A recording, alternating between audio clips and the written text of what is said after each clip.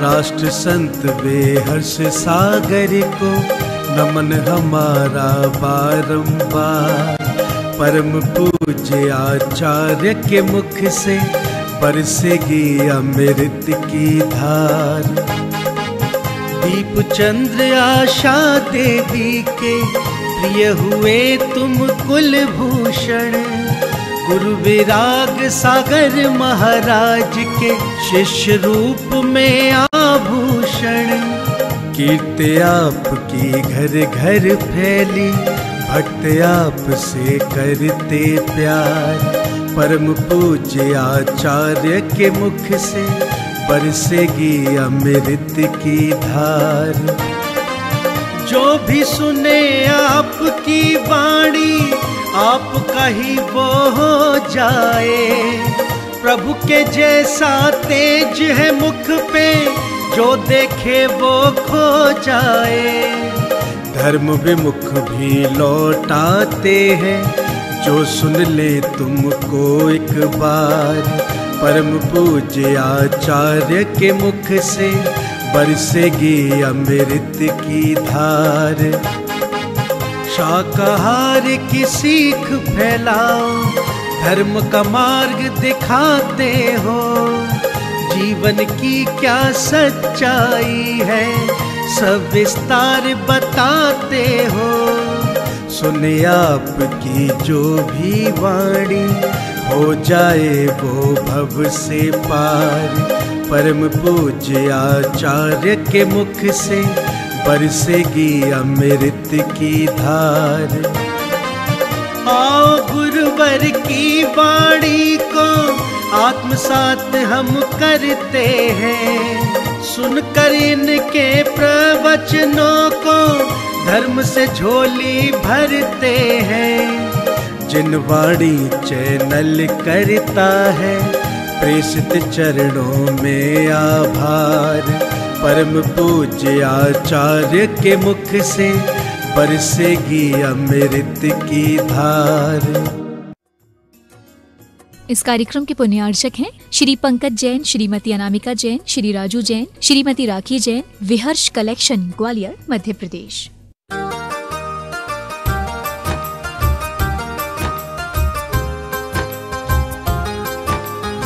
नमोस्तु महाराज श्री। महाराज श्री, जो व्रती होते हैं अगर वो सामायिक नहीं कर पाते हैं एक टाइम, और वो दोनों टाइम की एक बार में करना चाहें तो वो कर सकते हैं क्या? कुमारी सुभी जैन बीना से, और उन्होंने अपने ज्ञान कोश में से एक जिज्ञासा को निकाल करके और उसका समाधान मांगा है कि कोई व्रती हैं और व्रती को अगर तीन प्रतिमा है तो 3 टाइम की सामायिक करना अनिवार्य है।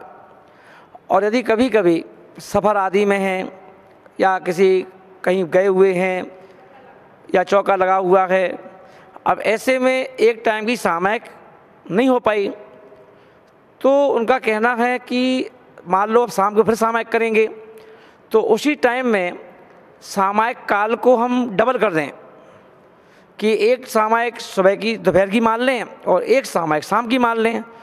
तो क्या ऐसा हम कर सकते हैं या नहीं?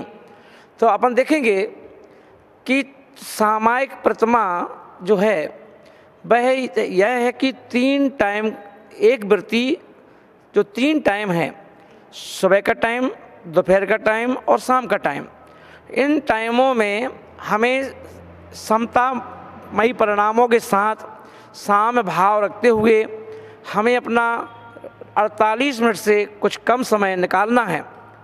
और यदि अपन ने वो समय नहीं निकाल पाए हैं तो पहले ये देखना है कि क्या काम किया आपने, ये देखना है। यदि आप चौके में लगे थे और उस कारण से नहीं कर पाए तो आपको दोष नहीं लगेगा। दोष तब लगेगा कि जब आप प्रमाद करेंगे या आपने जानबूझ करके शादी पार्टी में चले गए या कोई सांसारिक कार्यों में करने में लग गए या आप सो गए, तो ये प्रमाद है। और प्रमाद के रहने पर आपको जब गुरु मिलेंगे तो आपको प्रायश्चित लेना पड़ेगा। पर 2 टाइम की सामायिक को 1 टाइम की सामायिक में नहीं कर सकते। इस बात का हम लोगों को ध्यान रखना है।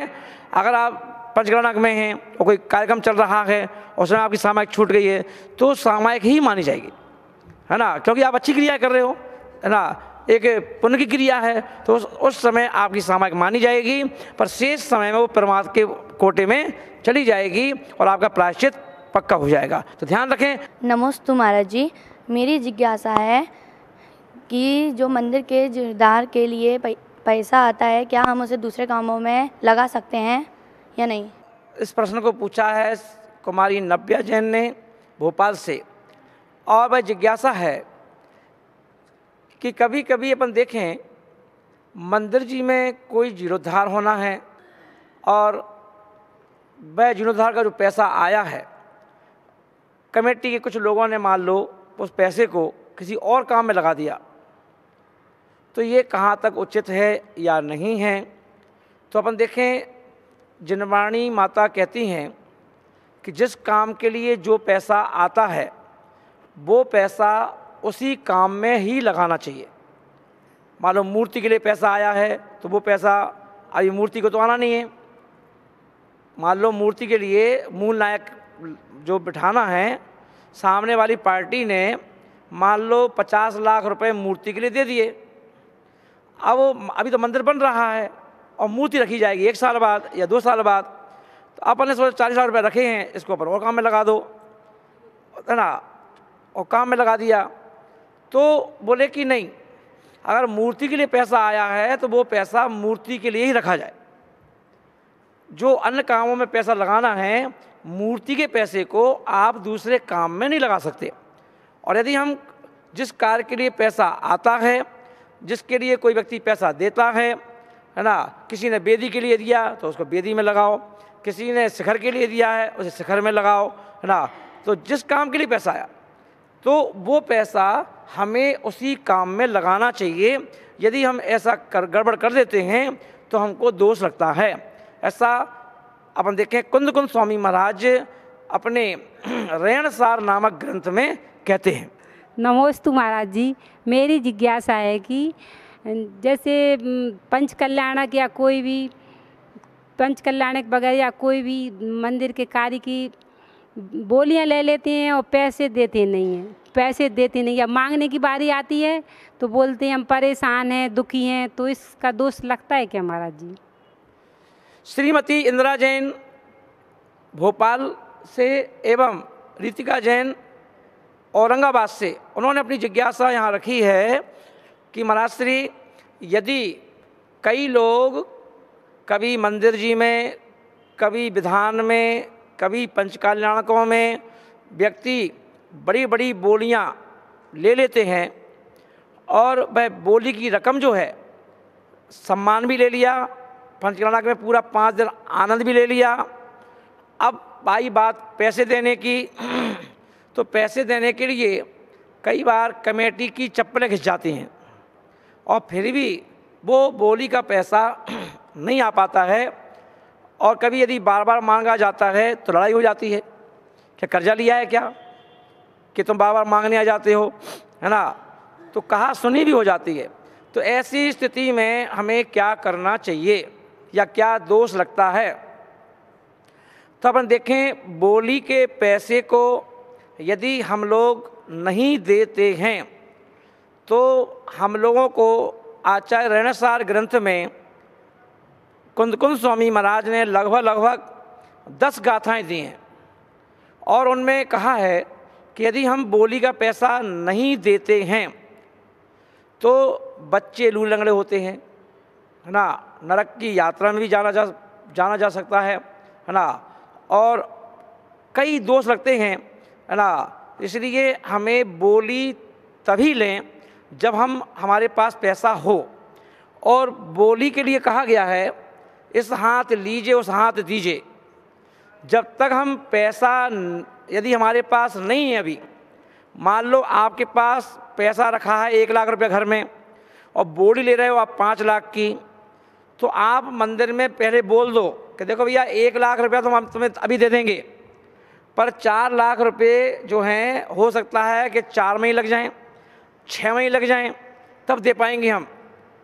अगर आपको भैया देना हो तो दे दो और नहीं तो भैया मना कर दो, है ना।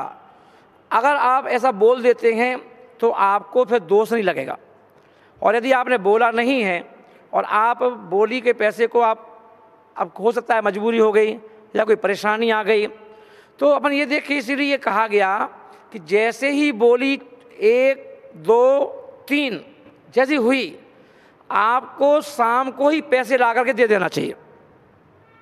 अरे नामालूम समय का भरोसा नहीं है, हो सकता है आज तुमने बोली ली, कल छापा लग जाए घर पे, अब आप छापे में सब गड़बड़ हो गया, अब आप पैसे नहीं दे पा रहे हो। आपने आज बोली ली, कल नोटबंदी हो गई, अब क्या करोगे, है ना।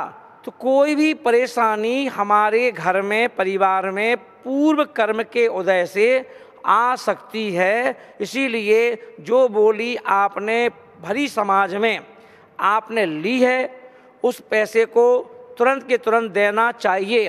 और यदि अपन नहीं दे सकते हैं तुरंत के तुरंत, तो बड़ी बड़ी बोलियां नहीं लेना चाहिए। जितनी आपके पास रकम है, आप खुशी खुशी उतनी ही बोली लो और तुरंत पैसा दे करके उसका आनंद लो, एंजॉय करो, जिससे कि आपको कर्म का बंध ना हो। ध्यान रखें। त्रिवार नमोस्तु महाराज जी, नमोस्तु नमोस्तु। महाराज जी 24 तीर्थंकर भगवान के जो चिन्ह होते हैं तो कौन से बेच पर होते हैं? जैसे चंदा प्रभु के चंद्रमा, महाई भगवान के सिंह, पारसनाथ भगवान के सर्प, ये कौन से श्रीमती दीप्ति जैन भोपाल से उनकी जिज्ञासा है कि जो 24 तीर्थंकर हैं या आने वाली 24वीं में और तीर्थंकर होंगे, तो उनके जो चिन्ह होते हैं वो चिन्ह किस भेष पर रखे जाते हैं, उसके लिए क्या लॉजिक है या किस प्रकार से क्या देख करके रखे जाते हैं। तो अपन ये देखेंगे, भगवान के जो चिन्ह होते हैं तो ऐसा कहा गया है कि भगवान के दाहिने पैर के अंगूठे पर उन भगवान का जो भी चिन्ह होता है, उस चिन्ह वहाँ पर वह चिन्ह अंकित रहता है। सौधर्म इंद्र सुमेरु पर्वत पर दाहिने पैर को जब वह देखता है तो उनके दाहिने पैर के अंगूठे पर जो चित्र अंकित है, उस चित्र को देख करके सौधर्म इंद्र घोषणा कर देता है कि ये फलाने तीर्थंकर हैं और इनका ये नाम है और इनका ये चिन्ह है ना। तो ये भगवान का जो चिन्ह होता है उसका भगवान से कोई मतलब नहीं होता, है ना, कोई जुड़ाव नहीं होता ऐसा कि इस कारण से उनका नाम रखा जाए। तो ध्यान रखें। तू नमोस्तु नमोस्तु। महाराज जी जो लेडी हैं अशुद्धि में रहती हैं तो वो चौके में जाकर अपने बच्चों को नाश्ता पानी या कुछ भी बर्तनों में बनाती हैं, फिर उसी बर्तन में या महाराजों को आहार दे सकती हैं या नहीं? श्रीमती मधु जैन भोपाल से उनकी जिज्ञासा है और यही जिज्ञासा हमें भेजी है रीतिका जैन ने राजस्थान से कि महाराज श्री, घरों में जो किचन होता है, अब किचन में अपन देखें कभी कभी कोई बहू है, अब उसके छोटे छोटे बच्चे हैं, अब साथ में या पति को नाश्ता बनाना है या बच्चों को लंच बॉक्स बनाना है स्कूल जाने के पहले, और वो जाकर के अशुद्धि में हैं और जाके उन्होंने किचन में जाके बना भी दिया। अब किचन में बनाया है भोजन, अब सूखा सूखा जो सामान रखा हुआ है, चावल रखे हुए हैं, दाल रखी हुई है, और भी उस इलायची है, लौंग है, शक्कर है, पत्ती है, अब वो सारे डब्बे छुएगी बनाएगी, तो अब तो वो कहाँ तक सही है? क्योंकि हो सकता है 2 दिन बाद चौका लगाना हो या 3 दिन बाद चौका लगाना हो और फिर वही सामान महाराज के लिए यूज होगा, है ना। तो ये दोष है या गुण है? तो हम देखेंगे कि इस प्रश्न का उत्तर ये है कि हम लोगों को विवेक, हमारा जो जैन धर्म है उसका दूसरा नाम विवेकी धर्म है, कि हमें विवेक लगाना चाहिए कि पहले तो ये कहा गया है कि अशुद्धि में हम लोगों को 3 दिन कम से कम कोई भी काम करने नहीं चाहिए। 3 दिन किचन में भी नहीं जाना चाहिए, बल्कि 4 दिन, चौथे दिन तक, क्योंकि किचन में अन्नपूर्णा का वास होता है और अन्नपूर्णा जो है बरकत देती है पूरे घर में, दुकान में, मकान में, बुद्धि देती है सरस्वती, है ना, बच्चों को, पति को, है ना, घर में जो भी जेंट्स हैं। अब अपन ये देखेंगे जब हम अशुद्धि में कोई भी काम किचन में जाके करते हैं तो आपको 3-4 प्रकार के दोष लग जाते हैं।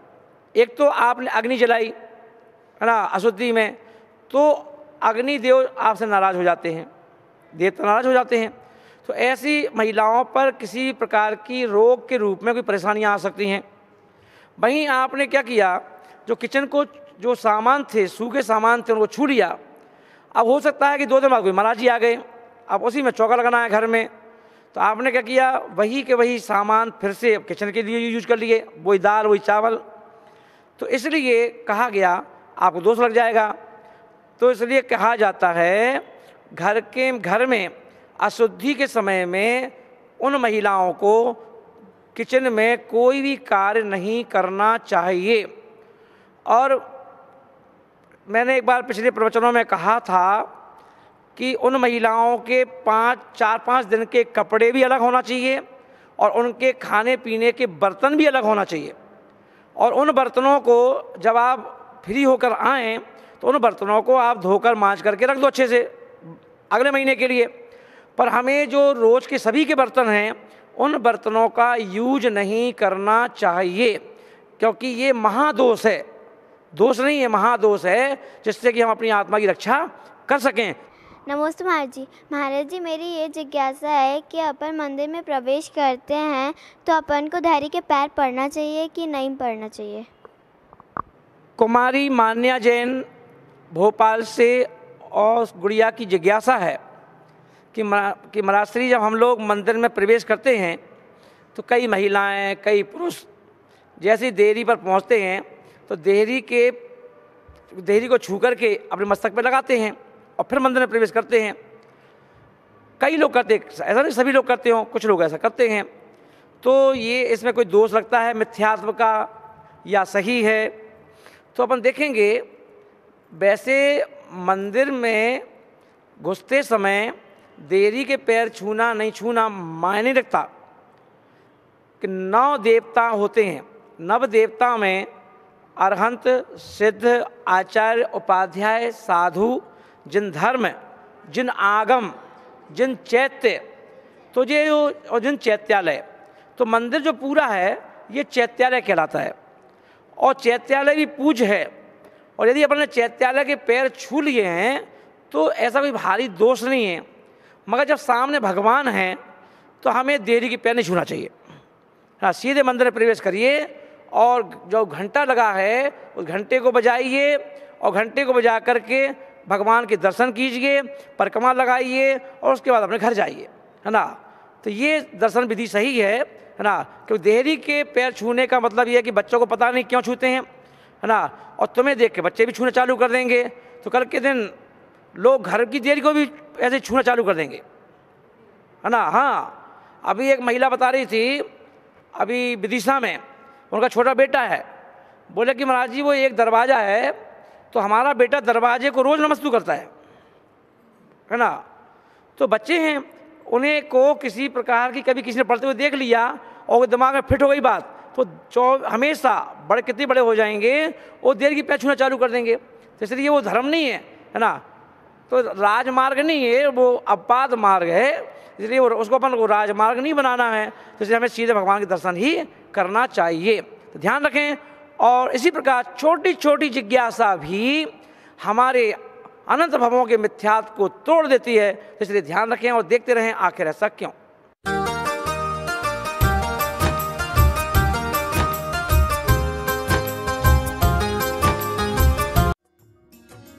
इस कार्यक्रम के पुण्यार्चक थे श्री पंकज जैन, श्रीमती अनामिका जैन, श्री राजू जैन, श्रीमती राखी जैन, विहर्ष कलेक्शन, ग्वालियर, मध्य प्रदेश।